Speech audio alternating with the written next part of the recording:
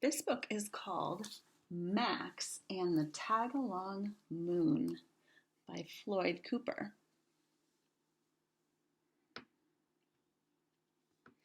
This is Max.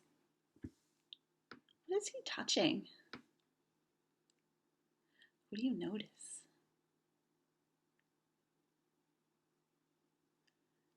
What do you notice about the moon behind Max? When someone follows right behind you and goes wherever you go, they tag along. What would make Max think of the moon as tagging along?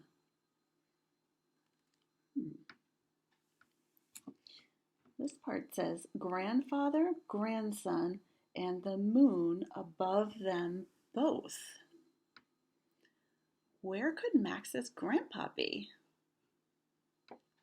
Listen and find out.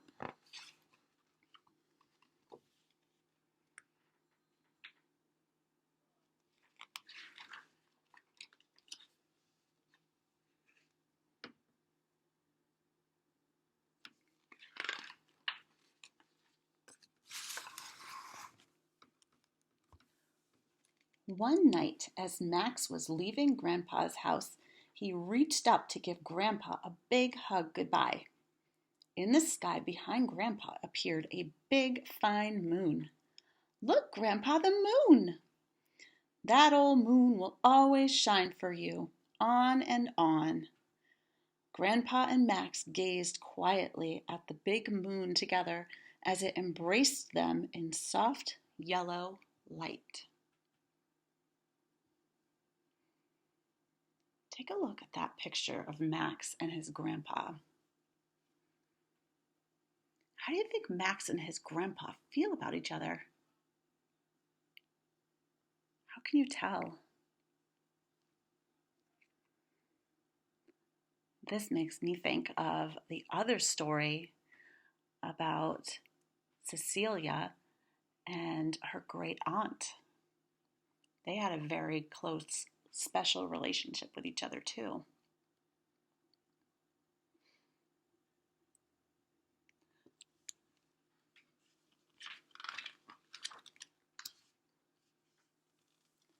Max smiled at the moon and Grandpa, then climbed into the car.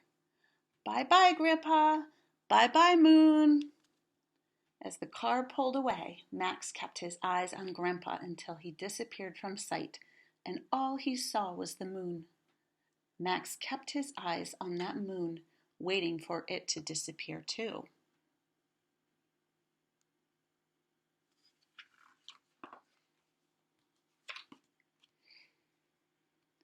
The long ride home was swervy curvy, this way and that all the way, and the moon seemed to tag along.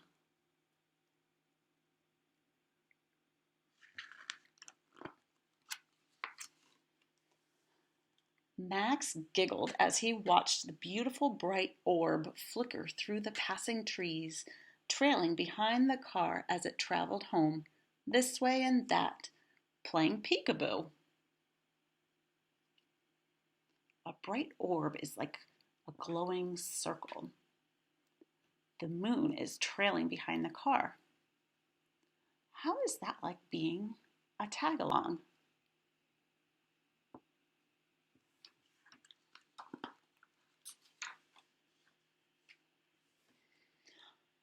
Up a hill, down a hill, the moon was ever there. Over a bridge, around a curve, the moon bounced along.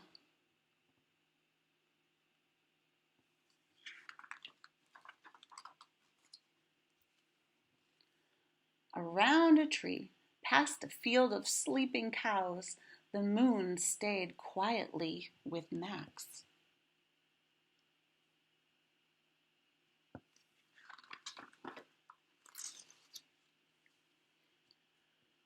Through a small town with roundabout streets, Max gazed as the moon kept up.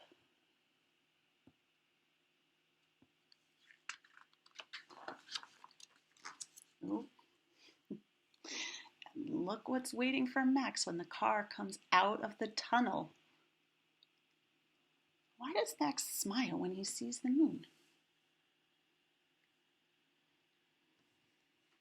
At the mouth of a tunnel and out the other end, Max smiled when he saw the moon there, waiting.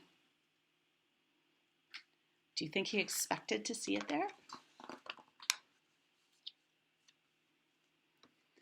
Dark clouds tumbled across the night sky. The stars and nightingales all faded away.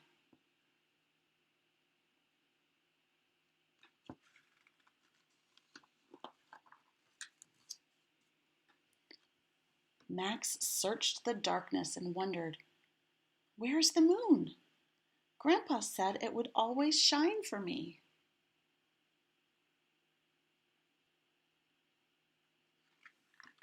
Do you know where the moon is? Behind the clouds, right? Finally home, Max took one last look up at the empty night sky. "I guess that old moon couldn't shine for me all the way home." How do you think Max is feeling? Could he be feeling a little bit sad or disappointed? I think he remembered what his grandpa told him, and he wanted the moon to stay with him all the time. Upstairs in bed, the room was dark. Max felt alone. He missed Grandpa. He missed that tag-along moon.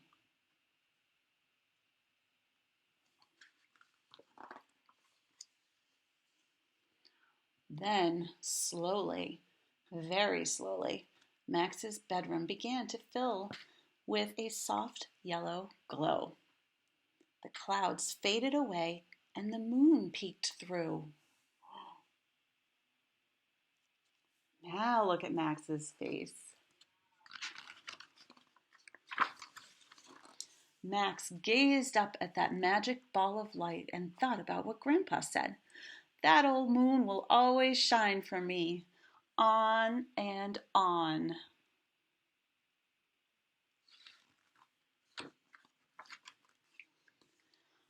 Max knew that whenever he saw the moon, he would think of Grandpa, on, and he slept soundly, embraced in soft yellow light.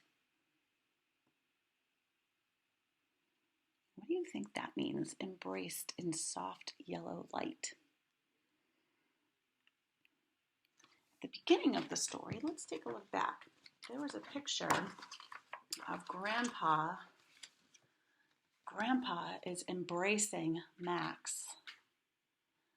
That means that he's hugging him. He's wrapped his arms around him. So if the moonlight is embracing him, kind of means that he's wrapped up in the moonlight, almost like a hug. What did you think about the ending of this story?